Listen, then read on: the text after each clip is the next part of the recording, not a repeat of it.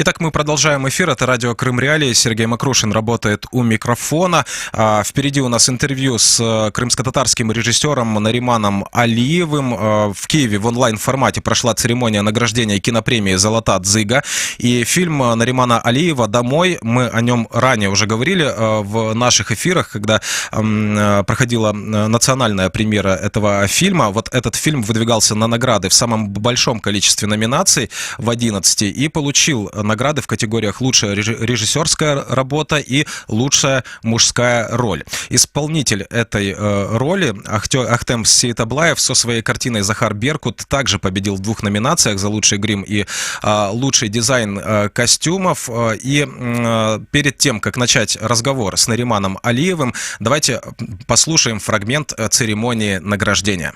Найкраща режисерська робота імені Юрія Ілленка. Її отримає премію «Золота Дзига» Наріман Алієв. Додому!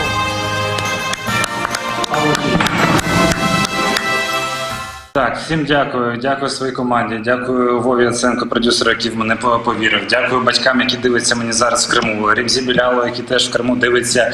Ти молодець, незважаючи на що. Тобто всім вам дякую. Це дуже приємно. В мене був дуже крутий спіч, але в принципі мені сказали, що виграє Лукіч, тому я його не вчив. Тому всім дякую. Це дуже приємно, чесно, дуже приємно. Дякую всім академікам за те, що Ну вот так проходила церемония награждения кинопремии «Золотая Дзига» в связи с ограничениями, которые введены в том числе и в Украине из-за распространения коронавирусной инфекции. Проходила она в онлайн-формате, это кинопремия. И, конечно же, я должен сказать, что здесь фрагменты, да, из как раз вот этой части вручения кинопремии, потому что для того, чтобы понять все, что происходило в этот момент, особенно когда вот вы слышали такие восклики, да, в конце. Это как раз-таки в кадр зашли другие участники, да, те, кто работал над фильмом Наримана Алиева «Домой», в том числе Ахтем Сейтаблаев. Таким образом проходило вручение кинопремии. Я рекомендую посмотреть, как это происходило. Но Нариман Алиев с нами на связи. К сожалению, тоже он не может сейчас находиться в этой студии, но он с нами на связи по скайпу. Нариман, добрый день. Так, вітаю вас. Итак, давайте начнем с церемонии награждения «Золотой Дзиги», пока мы далеко от этого момента не отошли.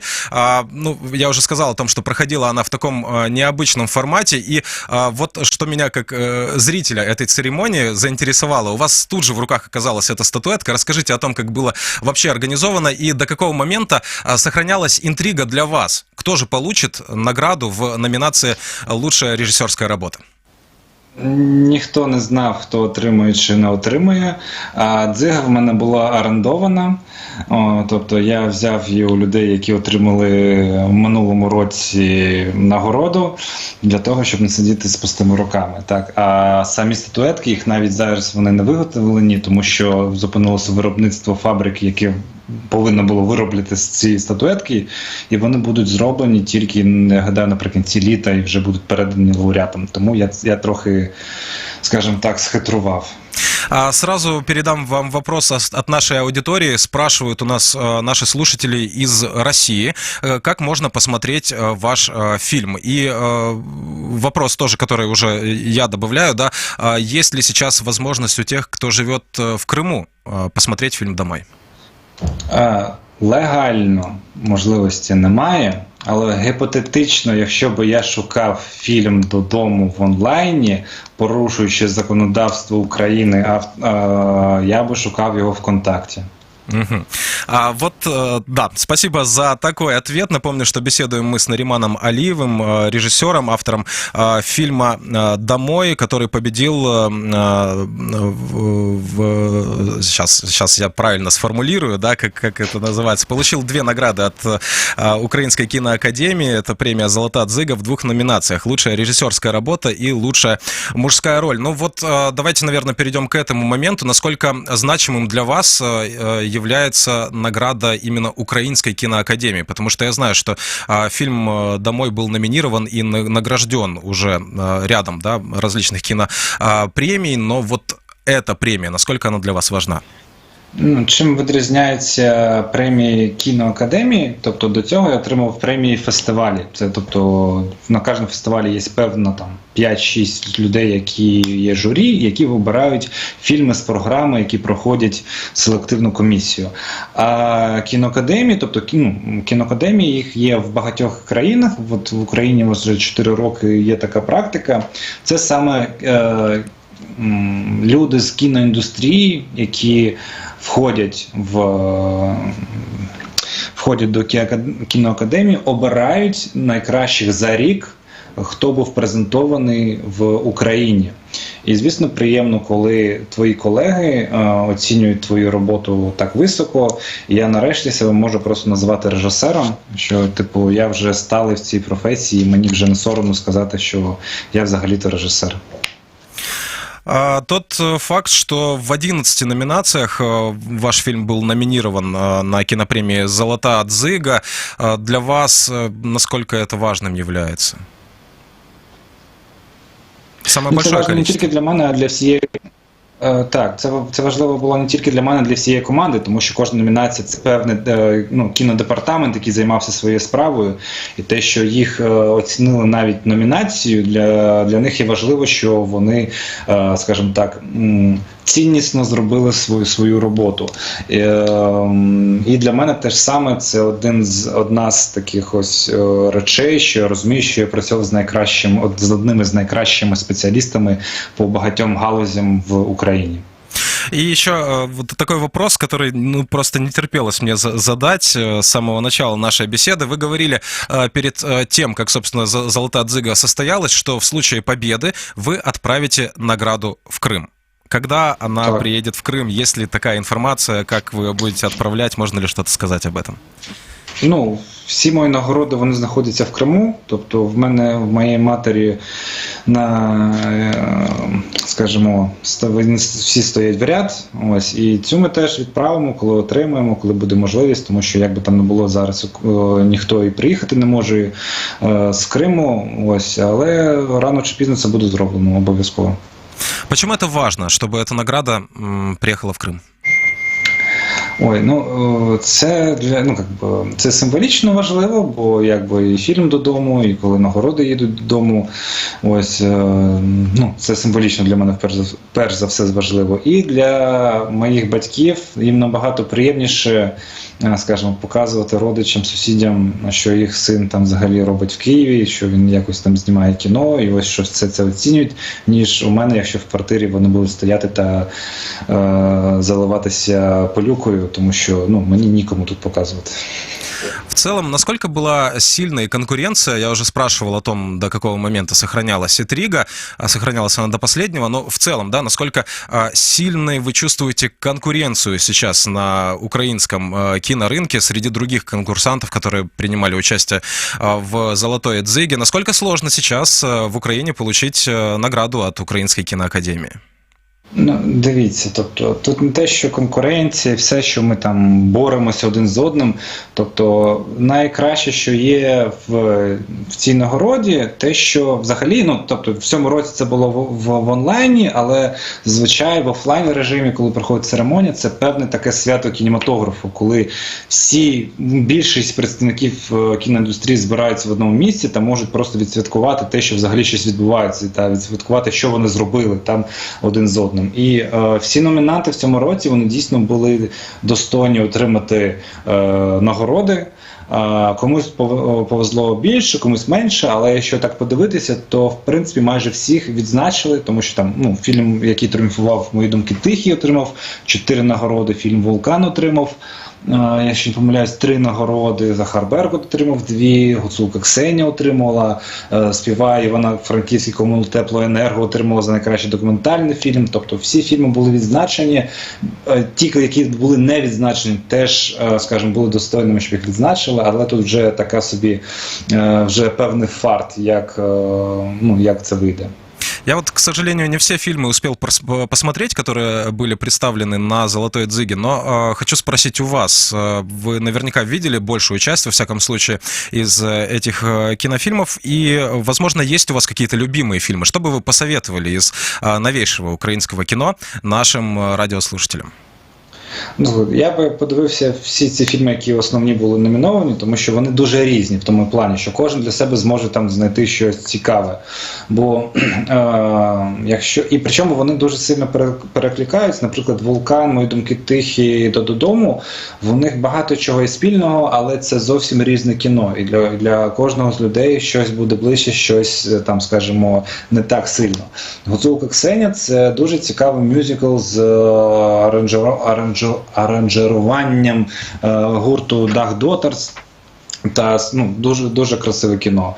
Співає Івано-Франківський Камуло Буленерго, я не пам'ятаю, як правильно.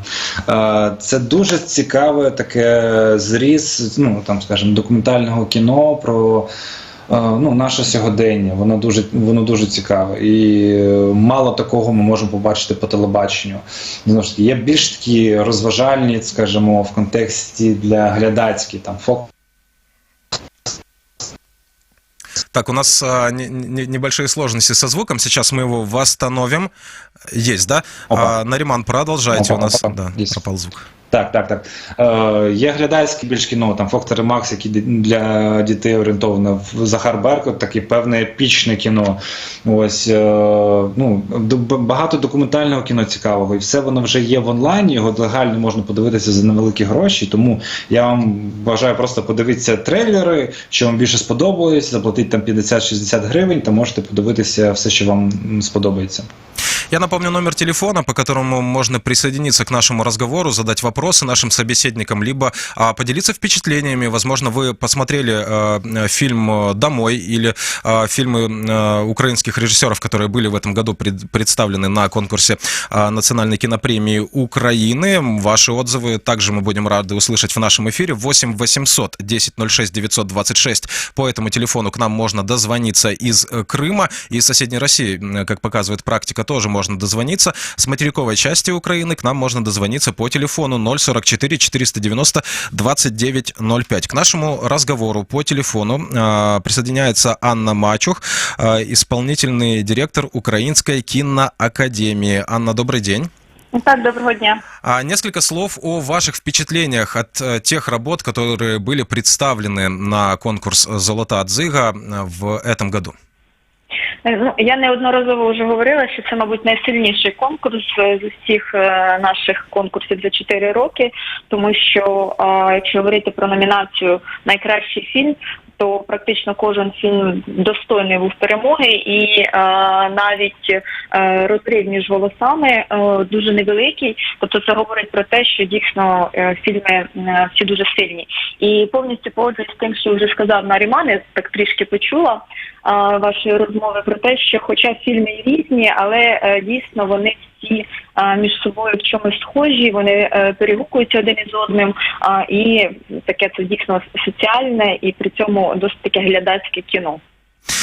Мы с вами беседуем в очень сложное время, хотя бы потому, что беседуем мы онлайн, да, а не вживую в нашей студии. Мы все собрались, мы понимаем, что в мире пандемия коронавируса, очень много ограничений сейчас наложено на нашу повседневную жизнь, да, на то, как мы привыкли все жить и работать. И, конечно же, это касается и кинематографа.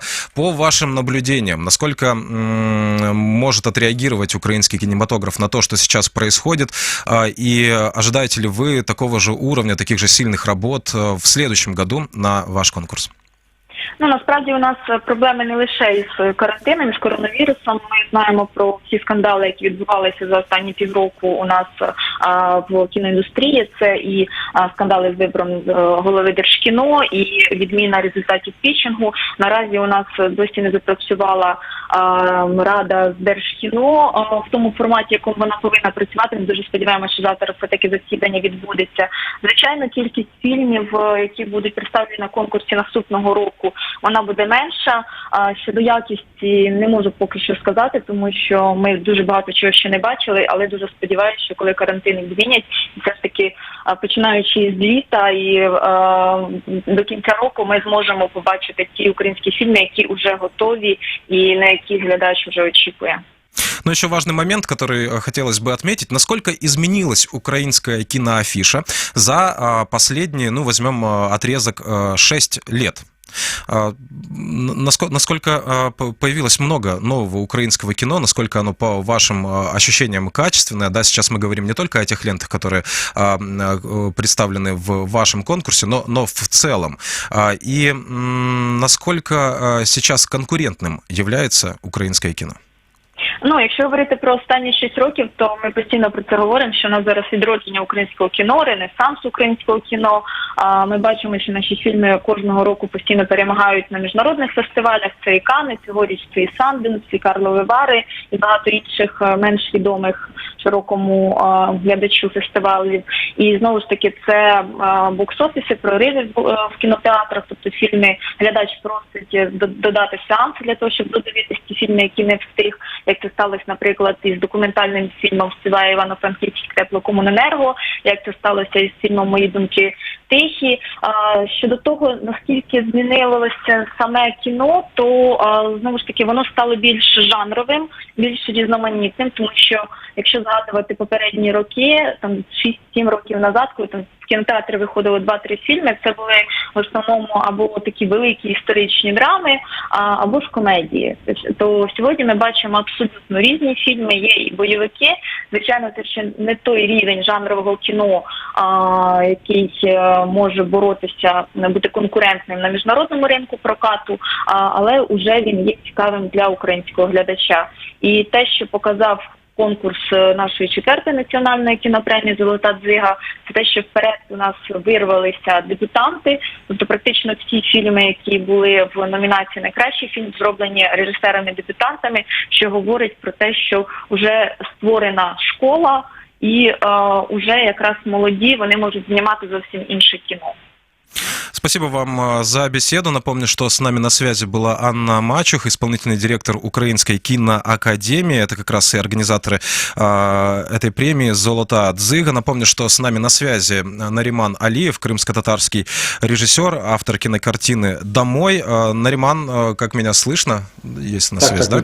Есть связь. Хорошо, давайте теперь поговорим, собственно, о самом вашем фильме. В последний раз мы с вами встречались в нашей студии осенью минувшего года, когда фильм как раз выходил на украинские киноэкраны, и мы, наверное, можем уже подвести какой-то итог, как ваш фильм был встречен зрителям. Фильм очень тяжелый, фильм заставляет думать, фильм заставляет сопереживать, и понятно, что, ну, может быть, не всей публике, которая ходит в кинотеатры, он может прийтись по душе, да, но какой фидбэк получили вы, как автор этой картины?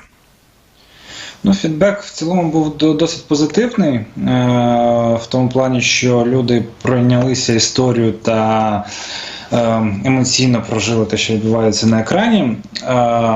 Якщо підводити підсумки там, всього етапу там, вже реалізації фільму, то я цілком задоволений. Тобто у нас була гарна фестивальна історія, міжнародні покази.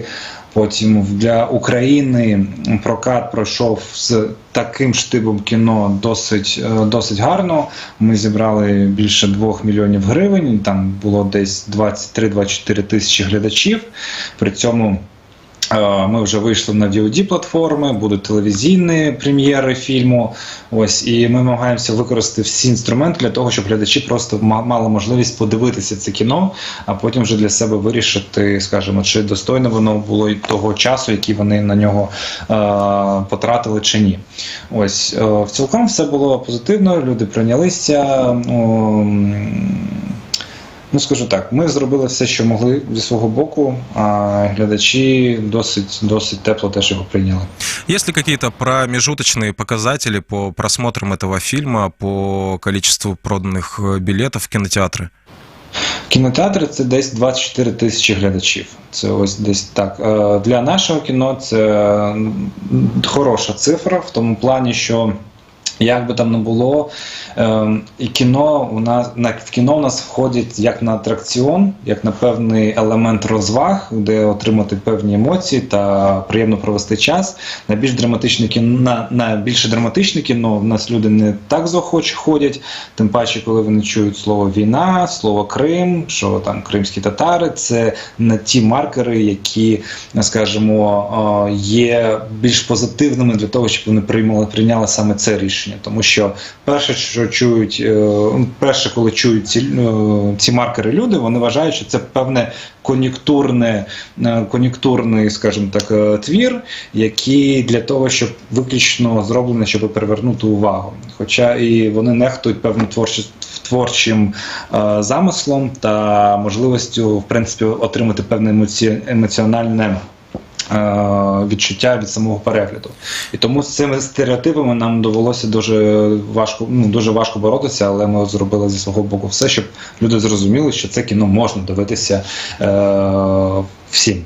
Кинотеатры насколько охотно шли навстречу, потому что видел, я сам смотрел ваш фильм в не очень удобное время, да, оно ближе было к дневному, потому что не было вечерних сеансов, которые наиболее удобны для зрителя, и с такой же проблемой, вот по той информации, которую я видел в соцсетях, сталкивался фильм «Наши котики», да, совершенно другой фильм, но тем не менее, да, тоже кино украинское, и его не везде хотели ставить, тем более в прайм-тайм. Не сталкивались вы с такой ситуацией? Дивіться, я працював в Союзі та знаю ситуацію, в принципі, кінотеатральну, та кінотеатри роблять зі свого боку все, ну, тобто, якщо вони вірять в проект, роблять все, щоб дати можливість фільму пройти. Але в них немає можливості просто-напросто бізнесової, щоб тримати українське кіно там 3 тижні поспіль в прайм-таймі, тому що вони все одно не заробляють на українському кіно стільки ж, скільки вони заробляють там на голлівудських проєктах Марвела чи DC, розумієте? Там на перший тиждень в нас було 130 кінотеатрів по всій Україні, що досить непогана цифра для мого кіно, і всі намагалися здати якнаймога зручніший час, в тому плані, щоб вони намагалися дати не багато сеансів, але хоча б щоб один там був вечірній сеанс. Ось, і тут вже така елемент реакції. Знаєте, якщо б в перший тиждень там пішло б 1 мільйон глядачів на мій фільм, то кінотеатри з задоволенням продовжили б прокат, дали б ще кращі сеанси, все це, а тут вже виключно ринкові, скажімо, ми граємо по ринковим правилам, так, і тут не треба якось обвинувачувати кінотеатри, що вони підтримують чи не підтримують. Вони з свого боку зроблять теж все, щоб самим не втратити дохідність та дати можливість українському кіно подивитися глядачам. То есть это зависит во многом еще от зрительского спроса, да? Готов ли зритель ходить на такое кино? Ну, звісно, я ж кажу. Тобто, ось, наприклад, у моїх думок тихих ситуація спочатку була гірша, ніж у нас. Ось, але так як пішов сильний сарафан, і люди почали більш активно їм інтересуватися, на другий тиждень вони зібрали більше коштів, ніж на перший. А це, в принципі, дуже мало коли так трапляється. Дуже-дуже. Це там 2% зі всієї маси. Тому, бачите, завжди буває різні ситуації. Давайте еще немного поговорим о реакции зрителя, потому что, поговорили мы о том, что в кинотеатрах на материковой части Украины происходило, и мы понимаем, что сейчас ограничены возможности, например, легального просмотра на территории временно аннексируемого Крыма, да, но я так понимаю, что тот человек, который ищет способы посмотреть этот фильм, он может найти, и наверняка вам уже приходил фидбэк от зрителей из Крыма. Вот расскажите о нем, о том, как реагируют в Крыму на вашу картину, и чем отличается реакция из Крыма от реакции с материковой части Украины? Ну, слухайте, там, скажімо, для людей, які тотожні з Кримом, вона більш особиста та емоціональна, тому що, як би там не було, це набагато ближче до них історія, ніж для людей, які не асоціюють себе з Кримом. Ось, і, мені важко там передати, але ж кажу, всі фідбеки, вони більш особисті та більш емоціональні. Угу. Хорошо, я напомню номер телефона 8 800 10 06 926. Можете дозвониться к нам по этому номеру и задать ваш вопрос нашему собеседнику. Напомню, что говорим мы с Нариманом Алиевым, крымско-татарским кинорежиссером. И вот спрашивает у нас под трансляцией в YouTube наш слушатель или зритель, спросите, пожалуйста, каков бюджет фильма? Какой бюджет и получилось ли его окупить? Фільми, які окупають українські, їх можна перечислити на пальцях. Якщо ті, хто вважає, що українське кіно повинно окупатися, вони не праві, тому що кіно робиться, зараз кіно виробляється государством та підтримується для того, щоб створилася індустрія, тобто можливості створення ринку, які будуть акумулювати гроші. І це називається інвестиції. Інвестиції довготривалі. Фінансування нашого фільму це було 20 мільйонів гривень, 16 з них ми отримали від Міністерства культури України в рамках пітчингу так званого патріотичного кіно. Ось решта коштів були залучені, там, скажімо, в студію виробником та нашими іноземними там партнерами. Окупити ми не окупили, але у нас були якось внутрішньонаціональні продажі, як там кінотеатральний прокат, телевізійні права, VOD права. Також ми права на використання фільмів продалися на декілька територій світу, в частності Франції, Нідерландів, Великобританії, Туреччини, Китаю. Та ще кудись, не пам'ятаю. І якщо все було добре, у нас наплановано була в травні прокат в Нідерландах, у Франції повинен був прокат на початку. Ну что ж, беседуем мы через сеть интернет. Да, небольшие перебои. Сейчас мы восстановим связь и вернемся в эфир буквально через несколько секунд. Команда «Радио Крым Реалии». Серьезная, веселая, оперативная, дружная, любопытная. Утром и вечером мы вместе с вами. Итак, продолжаем эфир. Я напомню, что беседуем мы с Нариманом Алиевым, крымско-татарским режиссером, автором фильма «Домой». И продолжаем эфир. Восстановили мы связь. Да, Нариман, как меня слышно? Так, на чем я зупинився? Я вас чую, на чем я зупинився? Да, мы как раз говорили о премьере, и вы говорили о показах фильма «За границей». Я казав, що права на фільм були продані на декілька територій світу. Це Англія, Франція, Нідерланди, Туреччина, Китай. Ось, і вже в Нідерландах в травні повинен був прокат, у Франції повинен був бути прокат, в Англії на початку червня, але в зв'язку з пандемією всі ці плани зірвалися та будуть перенесені, не факт, що будуть здійснені. Ось, і це б не був якийсь там величезний прокат, але все одно була б можливість людям в тих країнах подивитися наше кіно на великому екрані в рамках кінопрокату. Ось, тому ми зі свого боку зробили багато, щоб кіно експлуатувалося. Да, я напомню, вот у нас некоторые люди, которые только включились в эфир, задают уже вопросы в комментариях. Обсуждаем мы кинокартину «Домой» кинорежиссера Наримана Алиева, который с нами на связи. Я напомню номер телефона, по которому к нам можно присоединиться. 8 800 10 06 926. С территории Крымского полуострова и с соседней России к нам можно дозвониться по этому телефону. Звонки бесплатны. Анонимность в случае необходимости мы вам гарантируем. Просто предупредите нас о том, что вы не хотите называть себя. С материковой части Украины к нам можно дозвониться по телефону 044 490 2905. Итак, продолжаем мы наш разговор. Ну вот спрашивал я нашу собеседницу Анну Мачух о том, как развивается украинский кинематограф. Хотелось бы узнать и о ваших впечатлениях. Нариман, как вы считаете, за последние 6 лет в какую сторону движется украинское кино и будет ли продолжено это движение? Потому что мы видим, что сложная ситуация, как и с ситуацией с коронавирусом, да, с пандемией и вынужденными карантинными мерами, так и с финансированием украинского кинематографа, что тоже очень важно. Йшли все в правильному шляху, тому що, як би там не було, був зріст невеликий, але він був стабільний та потроху збільшувався. З приводу там майбутнього дуже важко сказати, тому що пострадало не тільки кінематограф, скажімо, всі сфери культури, бо, звісно, всі сфери культури їм потрібні дотації держави для того, щоб розвивати внутрішньокові відносини, бо, наприклад, книговиробництво почало розвиватися швидше, коли було заборонене російські видання в Україні. Для кіно теж великим поштовхом було, коли, скажімо, російське кіно перестало мати цінність, скажімо, в українському кінопрокаті, тому що до цього, до 2014 року, російський контент вважався національним контентом. Так його споживали, наче національний контент. І він мав 15% на ринку кінопрокату. Український контент почав, скажімо, отримувати свою силу вже після 2014 року, і зараз він має 9% всього ринку, скажімо, кінопрокатного, а на момент 2013 року це був менше 1%.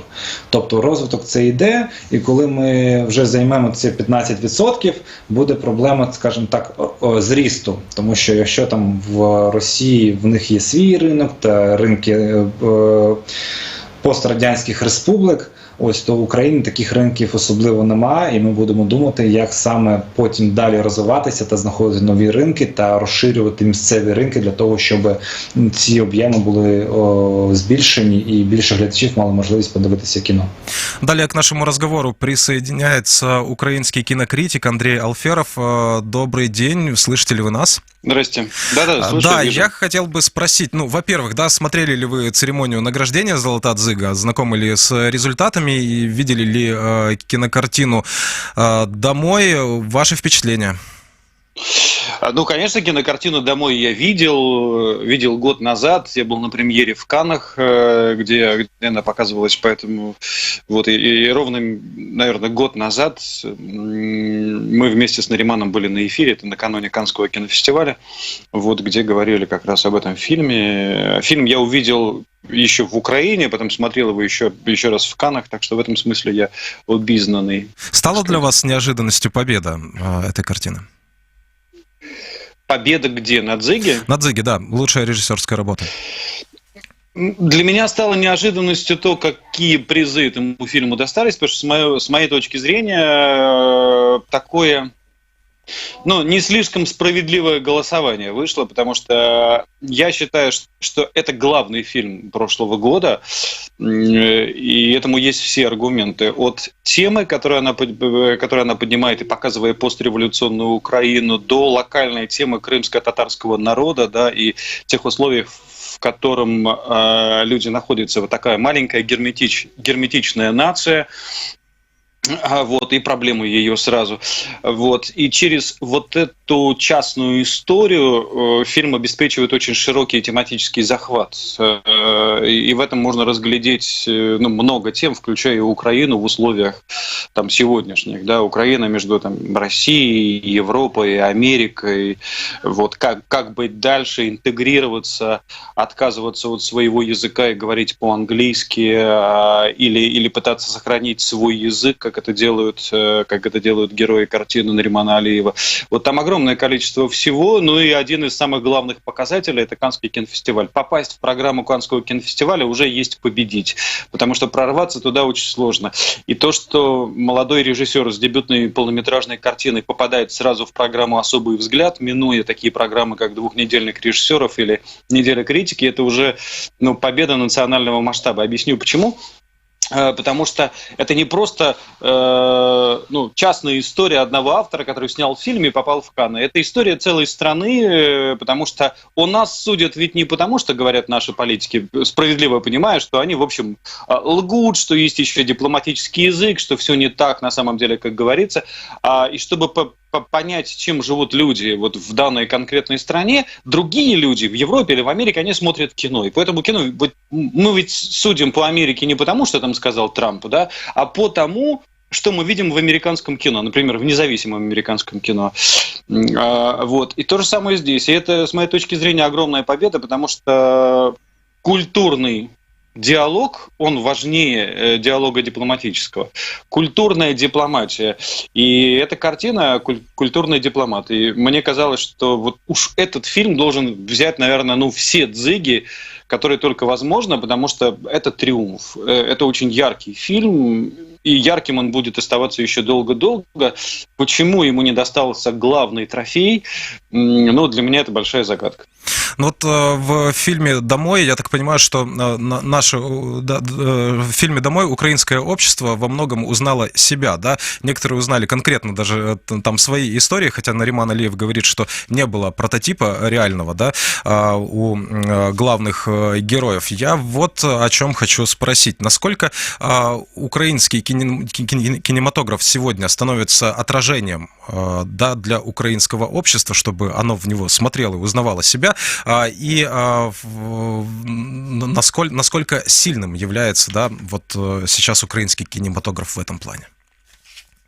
Слабым он является в этом плане, потому что если мы начнем перечислять на пальцах картины, которые рассказывают нам о нас сегодняшних, то это те картины, которые в прокате не собрали больших... Люди не хотят смотреть на себя в зеркало. Очевидно, догадываясь, какие они. Да? Поэтому все вот эти триумфаторы больших кинофестивалей, еще раз повторю, что это не спекуляция никакая, что когда мы говорим про крупные кинофестивали, мы говорим о высокой художественной экспертизе.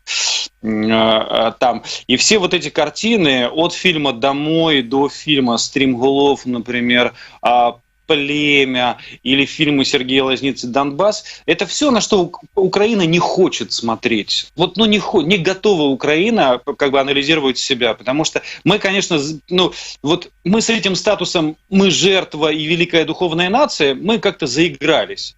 А есть всегда причины, которые привели к тому, где мы оказались. С одной стороны, да, безусловно, мы свободолюбивы. С другой стороны, у нас огромное количество черт характера, да, над которыми стоит работать, да, и анализировать. И авторское кино, оно показывает все это. Но мы этого знать не хотим. Общество этого знать не хочет. Поэтому оно голосует гривней за совершенно другие картины, где можно посмеяться, где можно уйти в такой эскапизм, то есть побег от реальности, побег от себя, сконструировать себя как миф, да, бравых казаков или еще каких-нибудь развеселых, замечательных людей.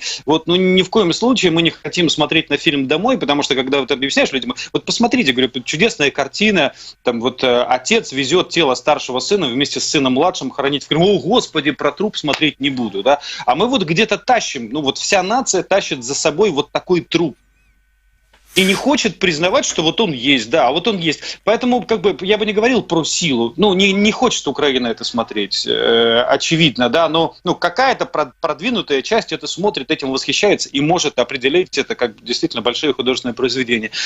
Все прочие, от этого отказываются. И в этом-то беда, да, если поляки на это смотрят, критикуют, злятся, когда смотрят такой фильм, как «Колоски» или как «Ида», где говорится в открытую о польском коллаборационизме во время Второй мировой войны, об участии в Холокосте, то мы категорически не хотим про это смотреть, знать и на эту тему рассуждать. Поэтому силы кинематографа как такового нету. Да? Есть огромные объемы производства, нету индустрии, потому что одни фильмы производят, а другие не хотят за них платить деньги. Часто по объективным причинам, потому что низкий художественный уровень.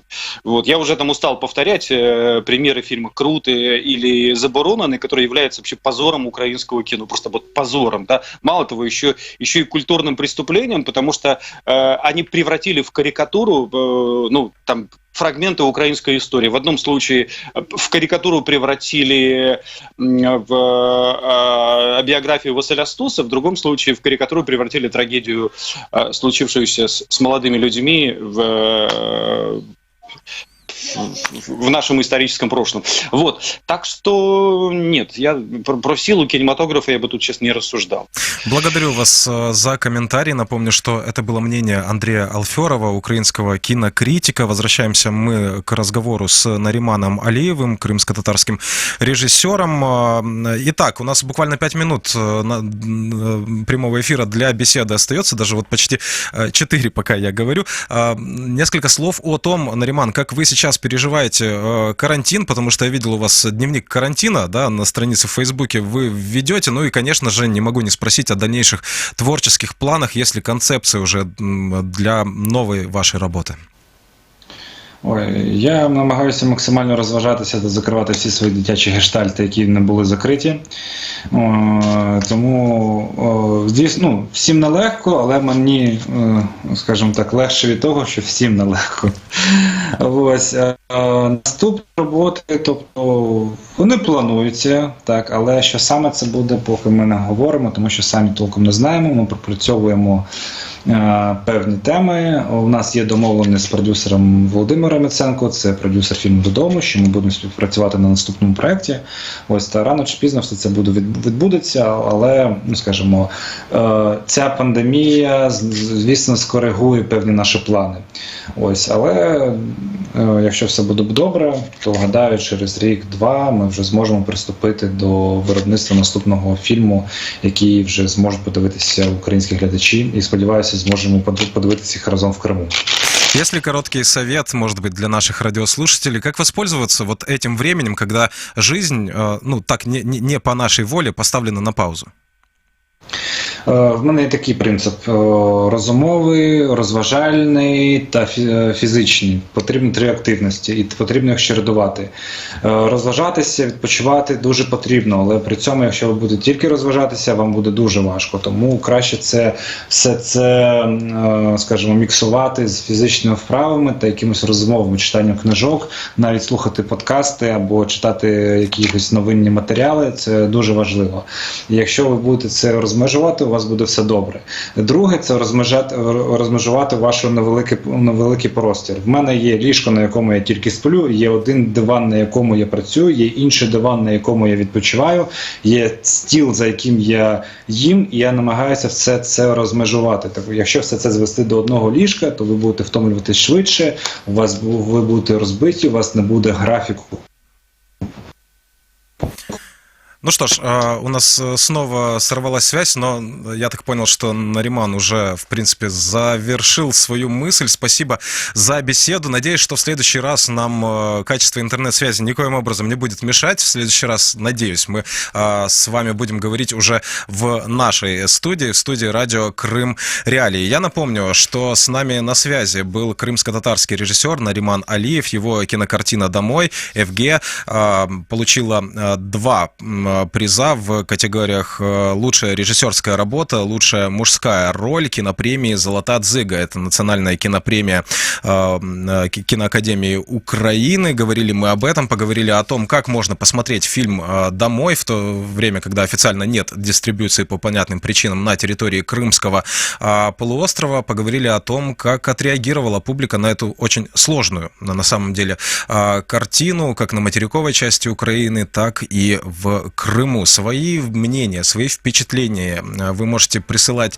также нам на редакционную почту. Она указана на сайте Крым Реалии. Там же на сайте Крым Реалии вы можете найти форму обратной связи, через которую вы можете с нами общаться. Ну и также мы есть во всех крупнейших социальных сетях. Ищите нас там. А этот эфир для вас провел Сергей Макрушин. Будьте здоровы, будьте информированы. Пока.